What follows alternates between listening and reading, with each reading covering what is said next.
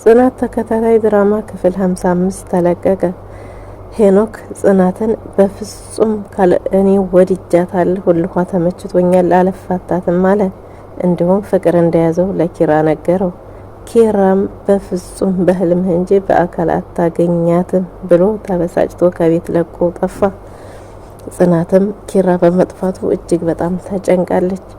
ሰላም ሰላም! ውድና የተወደዳችሁ ዩቲዩብ ቤተሰቦች እንደምን አላችሁ? በያላችሁበት የዓለም ዳርቻ ሰላማችሁ በዘት ተረፍረፍ ይበል እያልን ዛሬም በአዲስና በትኩስ ፍትፍት ወጥተናል። እንግዲህ ጽናት ተከታታይ ድራማ በትወናው ጽናቷ ልዩ ፍቃቷን እያሳየች እዚህ ደርሷል። ጽናት እንግዲህ ለኪራና ለእናቱ ደስታ ስትል ፍቅሯን ደብቃ እያስመሰለች እንደማትወደው በመምሰል ከጎኑ በራቀች ቁጥር ኪራም ደግሞ እሷን መርሳት ሳይሆን የበለጠ ምንድነው ምክንያቱ? ምን ባደርጋት ነው? ምን አጥፍቼ ነው? በምንድነው እንደዚህ ልቀጣ የቻልኩት? ምን አድርጌ ነው እንደዚህ አይንህን ላፈር ያለችኝ? ልታየኝ እንኳን ፈቃደኛ ያልሆነችው ጥፋት ምንድነው? እያለ እየተብሰለሰለ ይገኛል።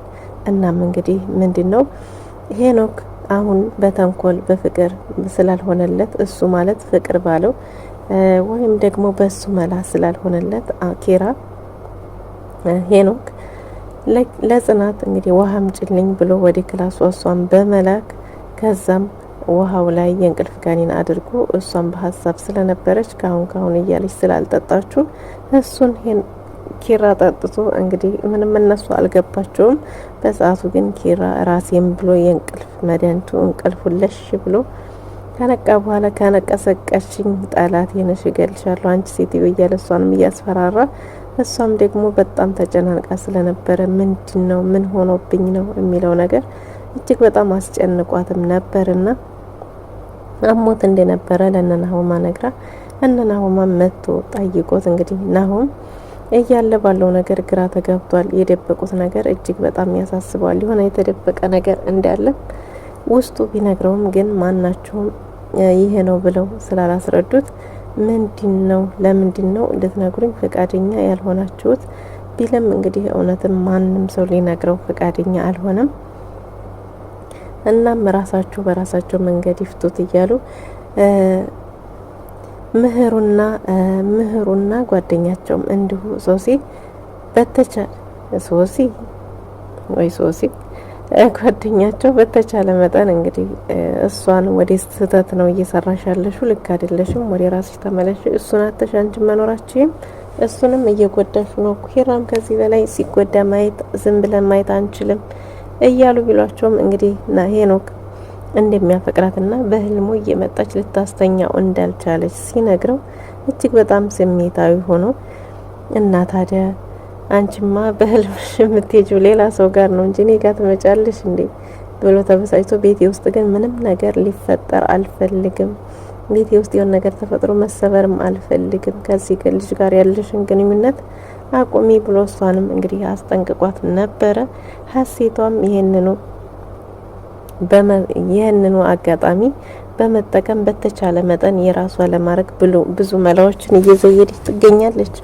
ምንድነው ታናሽ እህቴ የነበረች ፍቅረኛ አላት፣ ግን ልታገባ ፈልጋ አንቺ ለትዳሬም ሆነ እንቅፋት ሆነሽኛል፣ ምክንያቱም ታላቅ እያለ ታናሽ አያገባም ስለሚባል በሀገራችን ወግ ባህል ጠበቅ ያለ ስለሆነ አንቺ ሳታገቢ እንዴት አገባለሁ፣ ፍቅረኛዬ ደግሞ ካልተጋባን እያለ እያስቸገረኝ ነው፣ ስለዚህ እኔ ፍቅሬን ማጣት አልፈልግም ብላለችኝ እያለች እንግዲህ ሸሚዞት ወይም ደግሞ እንዲማ ከሆነ ለምን ለጊዜው ቢሆንም እኔ እንዳገባሻለሁ እንዲላት የፈለገች ትመስላለች። ምክንያቱም አሁን ላይ ሀሴት ወንድነቱን አቋሙን ምኑን ምኑ ቅጡ ባህሪው ሳይቀር እያደነቀች ትገኛለች። አንድ ስቴፕ እየቀረበች በጥቅሶቿና በቅኔዎቿ እያቀረበችው ሆነ እየቀረበች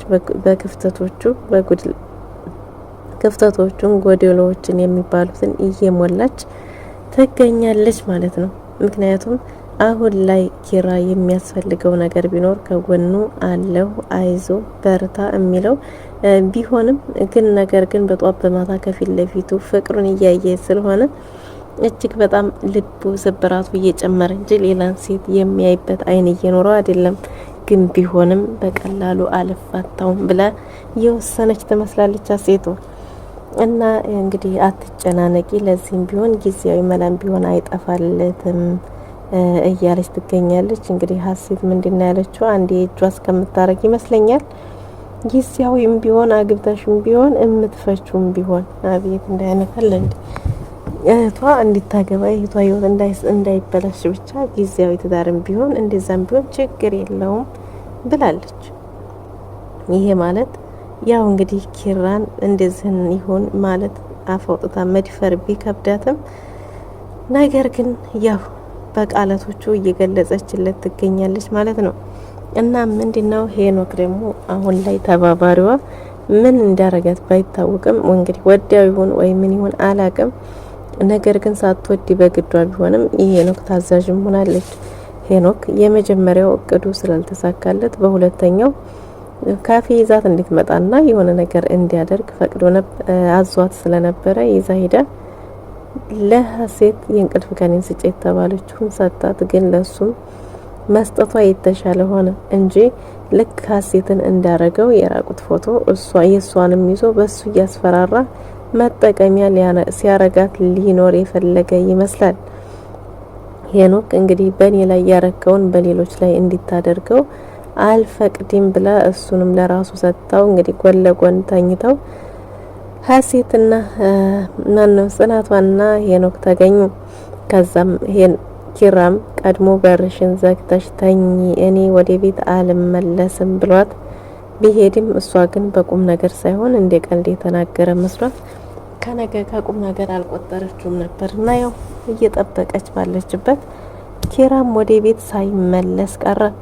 ኪራም ወደ ቤት ባለመመለሱ ጽናት እጅግ በጣም ተጨናንቃለች፣ በጣም ማዝናለች። በጣም ተጨናንቃ ከጭንቀቷ ከራሷ በማለፉ እንግዲህ እየሮጠች ወደ እነ ምህሩ ጋር ሄዳ እነ ምህሩን አልመጣም እኮ እኔ ነኝ አንዴ ብቻ ይመለስልኝ። ኪራም እንግዲህ ከቤት እንደወጣ አልተመለሰም። ኪራ ጽናቴ የኔ ጽናት አንቺ ሌላ ሆነሽ ማየት አልችልም። በምን እንደጠላሽኝ ማወቅ ባልችልም ግን ፍቅርሽን ማቋቋም አልችልም። እያየሁሽ ሌላ ስትሆኝ አንቺን ማየት አቅሙ የለኝም። ዛሬ ላይ ግን ትናንት ያላንተ እንዳላልሽኝ ምን ተገይቶ ይሆን? ከኔ ይልቅ ለሌላ ሰው ቅርብ ይሆንሽው ብሎ እጅግ በጣም ተጸጽቶ ቤቱን የራሱን ቤት እንግዲህ ለቆ ወጥቷል። ጽናትም ያሁኑን ይመለስልኝ እንጂ ከዛ በኋላ እኔ ያውቃለሁ ብላለች። ጥዬም እወጣለሁም ትላለች አንዳንዴም ደግሞ ቦታው ላይ ሲኖር ነው ሲኖር በወስን ይሻላል ትላለች። ሰኔና ምህሩም በተቻለ መጠን እሷ ይሄንን ማለት ደስታዋን አሳልፋ ለሌላ ሰው መስጠቱን ሳይሆን ፍቅሯን ራሷ በራሷ መንገድ ደስተኛ እንድታረገውና ቤተሰቦቹ የሱ የሚፈልጉትን ትዳር ይዞ ማየት ስለሆነ ራሳቸው ተጋብተው ብትኖሩም እያሉ ይመክራሉ። ጽናትም የአባቷ የኪራ አባት ምርጫ አለመሆኗ የኪራ አባት መስፈርት የተለያየ መሆኑ እጅግ በጣም አሳስቧታል። የኪራ አባት እኮ ሻምበልን እንጂ የኔን አባት ወይም የኔን ቤተሰብ አይደለም ምርጫ የሚያደርገው። የኪራ አባት የሻምበልን ዝምድና እጅግ በጣሙን ይፈልገዋል። ስለዚህ እነሱን ደስተኛ የሚያደርግ ከሆነ የኔን ደስታ አሳልፌ ብሰጥም ለኪሮ ምንም ችግር የለውም ትላለች። ኪራ ግን ምክንያቱ በምን እንደጠላችሁ ስላልገባው ብቻ በጣም ተጎርቷል። እና በዚሁ አጋጣሚ እንግዲህ ይህንኑ አጋጣሚ ተጠቅማ ሀሴትም ከግራ ከቀኙ እያለች እያሽኮረመመችው ቢሆንም እሱ ግን ቤቱን ለቆ መውጣት ነው የመረጠው። ናሆምም ጓደኛው ቤቱን ለቆ መውጣቱ እጅግ በጣም አዝኖ የዚህ ሁሉ ምክንያት አንቺ ነሽ፣ አንቺ ትናንት ቀርበሽው አሁን ስትርቂው ባንቺ የተነሳ ነው ጓደኛ ይሄን የወሰነው ብሎ ጽናትን ተናገረ። በዚህም ምህሩ አረተው እንደዛማ ማለት የለብህም ቢያንስ ፊቷ መናገር አልነበረብም ስትለው እውነቱ እኮ የሆነው ፊቷም ተናገርኩኝም አልተናገርኩኝም ኪራ የሆነ ነገር ባይሆን ኖሮ ማለት እሷ ከጎኑ ባትርቀው ኑሮ እንደዚህ አይነት ውሳኔ አይወስንም። ኪራ ከሳሎን መኝታ ቤት እንኳን ሲሄድ እኮ ያሳውቀኝ ነበር። እንኳንስ እንደዚህ ውሎ ወጥቶ የሚያድርበትን ቦታ ለምን አልነገረኝም? ጓደኛዬ ይቅር በለኝ። እኔ እኮ እንደዚህ አንተን ከምንም በላይ ጠንካራ ነህ ብዬ ማሰቤ እንዲያጣህ አድርጎኛል። ባለህበት አምላክ ይጠብቅህ። እኔ ጠንካራ አድርጌ ነበር ማስብ እና በትንሽ በትልቁ ኪስ ስለ ከጎንህ እንዳልቆምኩ ስትረዳ ይሄው ምንም ሳታማክረኝ ጥለኸኝ ጠፋህ። እና ጓደኛዬ ባለህበት አምላክ ይጠብቅህ እያለ ቤተሰቡ በሙሉ አዝኗል። ቤቱም ባዶ ሆኗል። ኪራ በሌለበት ቤቱም አያምርም። ጽናትም እንግዲህ በሁለት ይዘዋታል። ጽናትም ኪራን ካረክሽበት አምጪ ብላ ጮኸባት ስለነበረ እንግዲህ ለምን እንደ ጮኸችባት እኔን ከሰው የተለየ ለመረጠች ብላ ሀሴትም ሌላ ጥላቻ ነገር ሳያድርባት አይቀርም። ውድና የተወደዳችሁ ፋፊቲ ቤተሰቦች በዛሬው ይሄን የመሰለ ዘመተናል። በክፍል 56 ኪራ የት እንዳለ እስከምነግራችሁ ድረስ በያላችሁበት እናንተም ሰላማችሁ ብዝት ትርፍ ይበል እያለን ለዛሬ ይሄን የመሰለ ቆይታ ነበረን። ቸር ሰንብቱልን።